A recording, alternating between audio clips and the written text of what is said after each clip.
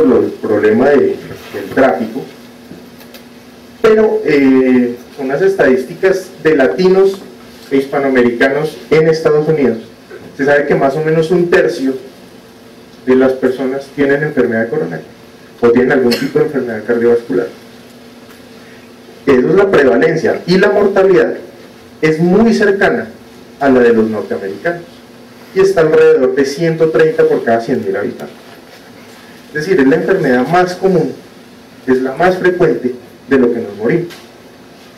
Es decir, ya nos estamos poniendo más o menos en el contexto de lo que estamos protegiendo. Es decir, todo lo que hagamos para proteger el corazón, pues será en favor del paciente y por ende en favor de los anestesiólogos, que los manejamos en el intraoperatorio.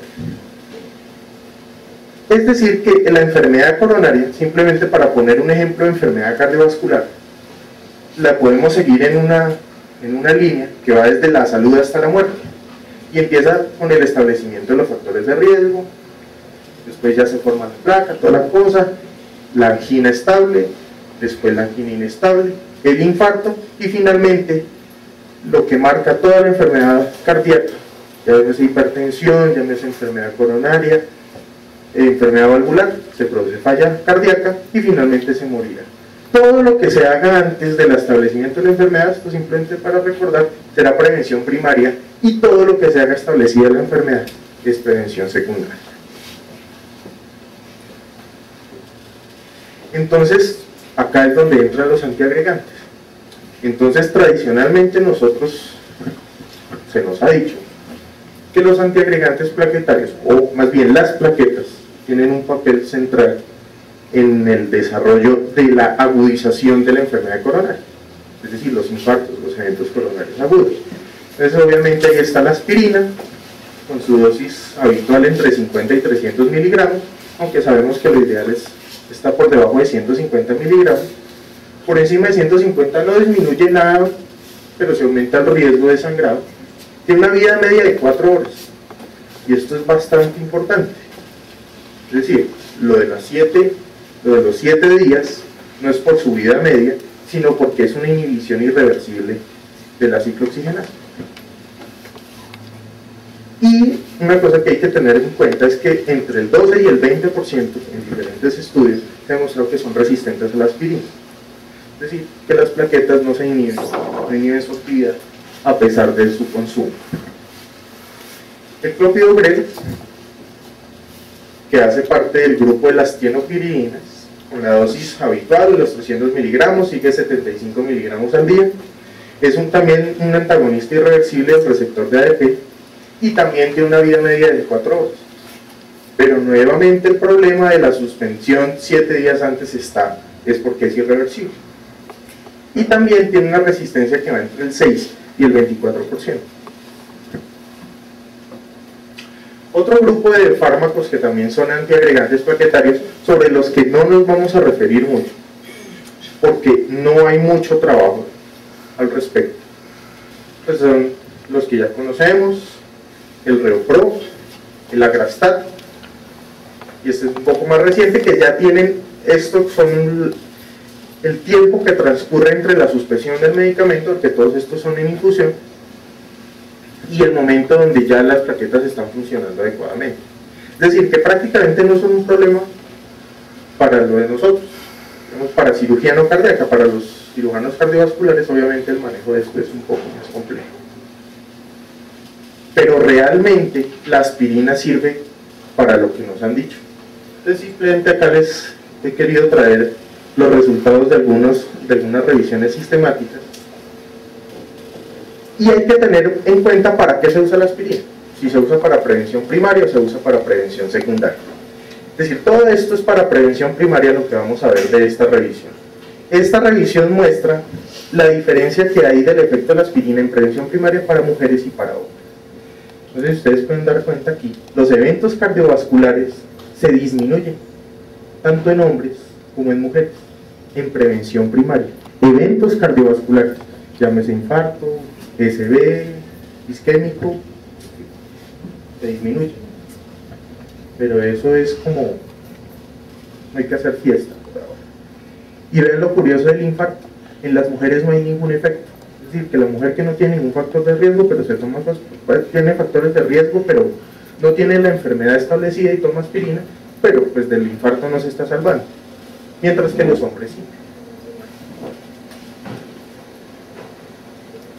El SB, al contrario, el hombre no tiene ninguna protección, mientras que las mujeres sí.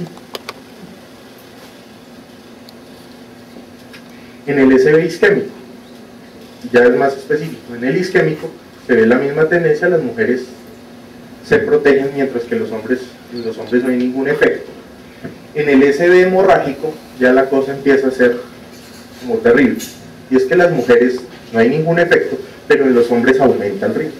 Es decir, se salvan de una, pero empiezan a tener problemas por el otro lado.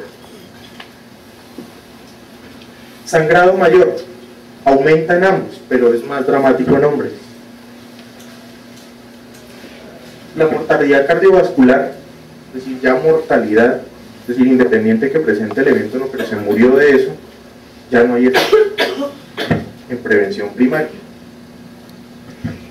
Y el desenlace más importante para todo, que siempre será la mortalidad total, porque la mortalidad total agrupa tanto la efectividad como la seguridad.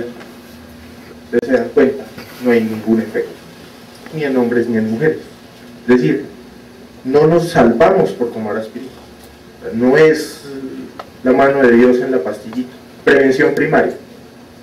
Esto ha hecho, y de hecho deberíamos tener cierta actitud proactiva en que el paciente que está tomando aspirina para prevención primaria y no la necesita, quitemos. Claro, si se deja, pero es un grave problema para el paciente, o sea, no está teniendo ningún beneficio de absolutamente nada. Es decir, está cambiando su manera de muerte de un infarto a un SB hemorrágico. Entonces se han creado estas tablas donde simplemente lo que se hace es que si el paciente tiene un riesgo acumulado mayor por año mayor a 1.5%, realmente tiene indicación, pero antes de eso no. Si nos vamos a prevención secundaria, la cosa es completamente diferente. Es decir, los que ya han tenido infartos, los que ya tienen enfermedad coronaria, los que ya han tenido un SB. Eventos cardiovasculares, disminuye el 21%, los pacientes que ya tienen enfermedad coronaria. Infarto, también lo disminuye, 26%. SB, 25%, más o menos ese es como el número mágico, 25%. Sangrado mayor, aumenta más de 2 veces. Ahí empieza el problema. Pero entonces tenemos que buscar el desenlace que realmente nos interesa, y es la mortalidad de cualquier causa, porque agrupa ambas, lo que agrupa todo. Y nos damos cuenta que pues ya la cosa no es del 25%, ya es más o menos a la mitad, pero los pacientes sí se mueren menos si toman aspirina. Es decir, que los que la toman para prevención primaria de pronto ni la necesitan, pero los de prevención secundaria, si no la tienen, la cosa ya es como complicada, y quitárselo no es tan fácil. Entonces, básicamente, si ponemos al corazón en la mitad de todo este dilema, lo que tenemos que tratar de evitar es que el paciente tenga un infarto miocardio. En el perioperatorio básicamente se pueden dividir el infarto en dos tipos: los que son de isquemia, la isquemia de consumo y la isquemia de aporte. El de consumo es el famoso paciente que no tiene una enfermedad coronaria significativa, que tiene un desbalance del aporte y el consumo, pues como en todos los infartos, pero es más porque el aporte bajó.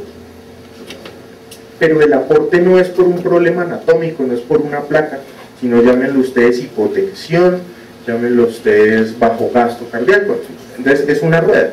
El paciente hace hipotensión, eso le produce hipoperfusión coronaria, entonces hace más hipotensión y ahí arranca hasta que se va. Habitualmente su endocárdico, aquí tengo un problema y es que me quedaron estas de acá y estas de acá. Su endocárdico, es decir, esta imagen, y habitualmente se presenta antes de 36 horas en el postoperatorio. Y la isquemia de aporte, que ya es un problema de una enfermedad coronaria significativa, una trombosis coronaria que se produce allá